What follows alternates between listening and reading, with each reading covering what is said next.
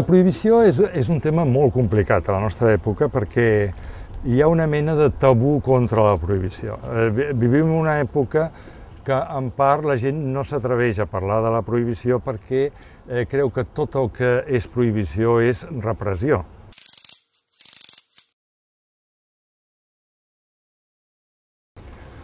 Per mi el valor de la paraula a la nostra societat és realment molt important perquè en una època que es tendeix molt, per una banda, al predomini total de la imatge i, per altra banda, a convidar una mena d'oblit permanent, d'amnèsia permanent, la paraula té un efecte de recordatori per tu mateix i pels altres.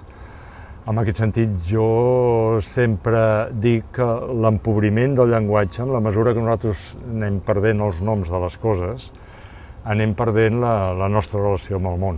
Encara que pugui semblar una mica estrany, i relacionant prohibició amb paraules, per mi la principal prohibició de la nostra època és que no diem les coses pel seu nom. És a dir, es prohibeix dir les coses pel seu nom. Posaré l'exemple, el més global de tots, que és el sistema econòmic que vivim, que és un sistema d'hipercapitalisme, i això se l'anomena realitat. Un s'ha d'atendre a la realitat, ha de seguir el curs de la realitat, no es diu el nom, com si això sigués així, no pogués ser d'una altra manera. Vivim amb una mena d'actualitat permanent. El que anomenem realitat és l'actualitat permanent. Allò que diem avui fa oblidar el d'ahir o el d'abans d'ahir. Quina seria la prohibició més genuïna de la nostra època, en una societat aparentment lliure, com la nostra, és l'autocensura.